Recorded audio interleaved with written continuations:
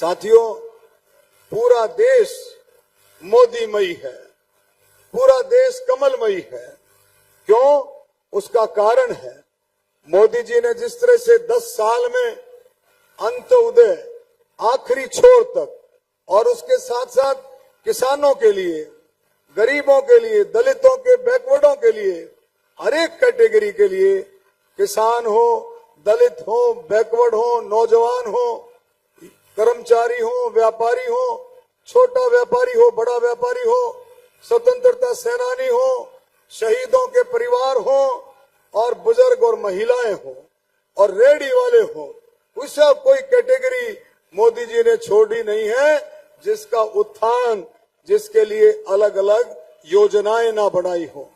और एक बात कभी आपने देखी कि प्रधानमंत्री खुद प्रधानमंत्री आपके लिए बनाई गई योजनाओं की देखभाल, उनकी रुखाड़ी भी प्रधानमंत्री करे?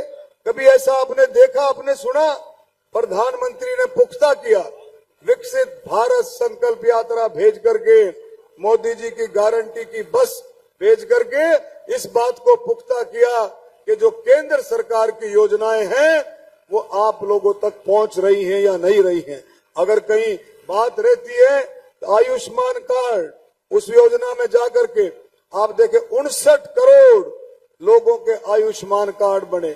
मेरे रोहतक जिले में, अकेले रोहतक जिले में 4,20,000 आयुष्मान कार्ड बने। कोई छोटी बात नहीं है।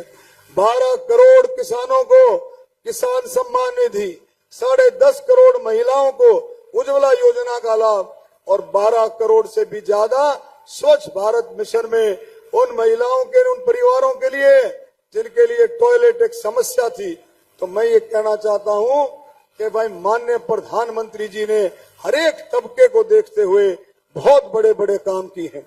और अब युवाओं के लिए 20 लाख रुपए तक का, नौजवानों के लिए 20 लाख रुपए तक का लोन, कोई भी नौजवान बगैर कोलेट्रल के, बगैर किसी गारंटी के और बगैर इंटरेस्ट के 20 लाख रुपए तक का लोन लेने की व्यवस्था माननीय प्रधानमंत्री जी ने की है। कोई भी नौजवान अपना काम शुरू कर सकता है, अपने काम को आगे बढ़ा सकता है। ये सारी चीजें माननीय प्रधानमंत्री के द्वारा की गई। और इसी तरह से हरियाणा में खट्टर साहब की सरकार ने एक कदम आगे बढ़ते हुए आयुष्मान कार्ड के साथ चिरायु कार्ड की शुरुआत की। इसकी आमदन थोड़ी बहुत ज्यादा है। तो मेरे बुजुर्गों, साथियों, पूरा देश, अब मैं गांव गांव जाता हूं, मैंने देखा है कि गरीब आदमी किसी भी जाति से है, चाहे वो दलित है, चाहे वो बैकवर्ड है, चाहे वो जर्नल जाति से है, गरीब आदमी किसी भी जाति से है, वो इतना जोश उनके अंदर है, हमारी महिलाओं में इतना जोश है। और उसका कारण भी है। मैंने पूछा एक गांव में कि भाई इतना जोश क्यों है, तो आप मानोगे, एक बुजुर्ग ने मुझे बताया कि मोदी जी का वो भाषण उन्होंने सुना जिसमें मोदी जी ने कहा कि जब मैं छोटा था, स्कूल में पढ़ता था, तो कई दफा ऐसा होता था कि जब मैं स्कूल से आता था तो मेरी माँ को, मैं रसोई में जाती थी तो राशन नहीं होता था। कितनी बड़ी बात मोदी जी ने अपने बारे में बताई। जब स्कूल से बच्चा आता है तो उसको भूख लगती है, उसकी माँ रसोई में जाती है और राशन ना हो, तो आप सोच के देखो कितनी बड़ी बात है। दूसरी बड़ी बात, मोदी जी ने कहा जो प्रधानमंत्री आवास योजना के घर बने हैं, उनका जब प्रधानमंत्री जी ने उनका निरीक्षण किया, उनका उद्घाटन किया, उनमें बैठ करके बातचीत की, तो क्या कहा कि काश बचपन में मेरा भी ऐसा घर होता। कि कितनी बड़ी बड़ी बातें प्रधानमंत्री जी ने बताई हैं।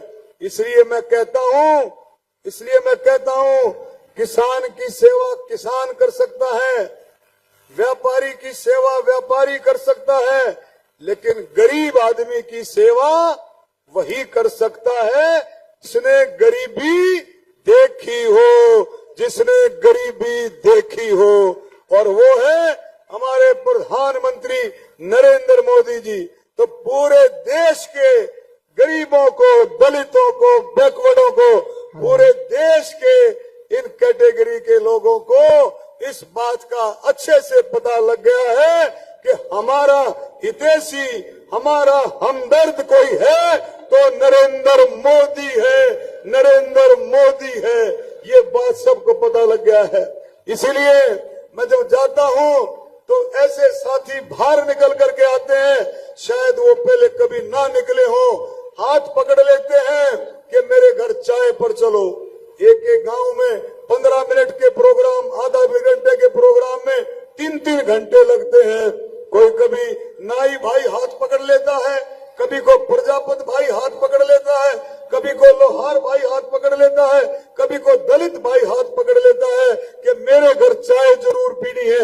ये है मोदी जी की गारंटी, मोदी जी का विश्वास, मोदी जी का प्यार। तो मेरे बुजुर्गों, साथियों, मैं आपको ये ठोक करके कहना चाहता हूं, और तरह तरह की योजनाएं मोदी जी के दिल और दिमाग में घूमती हैं। आप देखो, थोड़े दिन पहले मोदी जी ने एक और योजना दी, प्रधानमंत्री विश्वकर्मा योजना। प्रधानमंत्री विश्वकर्मा योजना, उस योजना का लाभ भी आप देखेंगे, वो भी बहुत बड़ी योजना है। गहराई से सोचो, गहराई से सोचो। किसानों के मान सम्मान में भी मोदी जी ने कोई कसर नहीं छोड़ी है, युवाओं के मान सम्मान में कसर नहीं छोड़ी है, महिलाओं के मान सम्मान में कसर नहीं छोड़ी। 3 करोड़ महिलाओं को लखपति दीदी बनाने का, लखपति बनाने का लक्ष्य प्रधानमंत्री नरेंद्र मोदी जी का है। तो ऐसे प्रधानमंत्री जिन्होंने देश को मजबूत किया और देश के साथ साथ देश को विदेशों में भी मजबूत किया। हम सबसे बड़ी बात क्या करते हैं, जब हमारा जवान सरहद पर जाता है तो क्या सोच करके जाता है जवान? जवान घर की नहीं सोचता, परिवार की नहीं सोचता, वो जो सरहद पर है वो देश की सोचता है, वो देश की सोचता है। तो इसलिए देश सबसे पहले, उसके बाद प्रदेश, उसके बाद परिवार। तो मेरे साथियों, देश के लिए प्रधानमंत्री मोदी जी को तीसरी बार प्रधानमंत्री बनाना है, तीसरी बार कमल का फूल खिलाना यहाँ से। तो मैं कहूंगा हम सब मिल करके पिछली बार भी 19 में कमल का फूल खिलाया मनोहर लाल जी के नेतृत्व में, और आज भी मनोहर लाल जी बैठे हैं, दिन रात मेहनत कर रहे हैं तीसरी बार कमल का फूल खिलने के लिए।